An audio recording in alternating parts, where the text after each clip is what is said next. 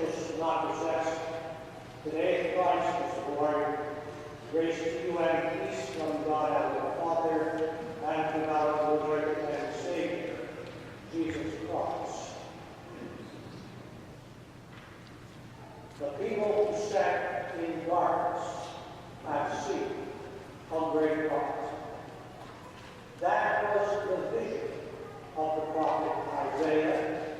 That was the expectation and the hope of Israel, that in those troubled and difficult times, the Messiah, promised of God, would come to save them from sin and evil, injustice, and death itself. Those days were dark. It was dreary, and most of the people thought it was all over and done. They didn't know what to do against the background and backdrop of everyday violence that could sweep through a town, sweep through a place with utter devastation. Those who were stronger preying on those who were weaker.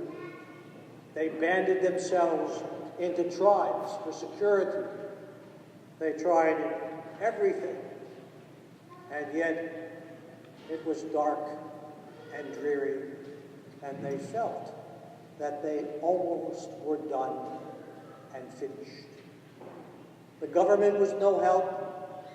The Roman emperor and all its subsidiaries that he controlled were corrupt. They were given over to the powerful. They preyed upon the weak. The rich, as they say, gained more than they needed, and the poor often were not even left alone. They were enslaved and held for all sorts of evil and sinister purposes. They had reason to cry out, "Lord, have mercy." They had reason to understand that the time in which they lived was dark and dreary. And they wondered, were they done for good? It doesn't take a great stretch for those words of Isaiah to apply to you and me. In so many ways, one can draw parallels. The times seem dark and dreary.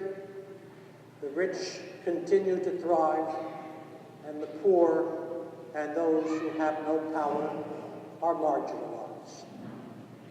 For so many, and even for those who have so much, the times are dark, dreary, uncertain, and some would say they are almost done. But the message of the prophet is that God is never, ever done. The light shines in the darkness, and we are told the darkness has not overcome it. The light shines into that darkness, and the most unlikely of saviors comes not with angels and with the power of mighty armors. He comes as a child, born of Mary, lying in a manger. And that child would change everything. That child would wed heaven to earth. That child would destroy the power of sin. That child would change the course of the Roman government. That child would bring life, so that those who could see had a chance, so that those who were blinded by their own pride and guilt could see, so that the light of love and peace and justice might flow yet again.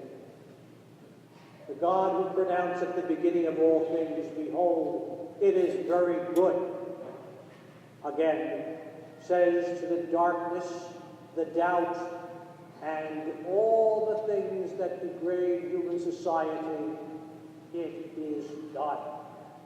Done by the one who comes in the name of the Lord. For what was good has been restored in Jesus Christ. What was corrupted has been set straight by his suffering, death, and resurrection. And we celebrate the unfolding this night of those mighty deeds of God that occurred over 2,000 years ago to bring about our salvation, and occur to this day as we cling to that Lord and Savior for life, salvation, and resurrection from the dead. The children lead us so that through their eyes we might set aside all our doubts, all our fears, all the kinds of things that get in the way of adults, and might see clearly through them, through these children and this child, that love has come, that hope is still here, and that the light shines forevermore. In the name of the Father, and of the Son, and of the Holy Spirit.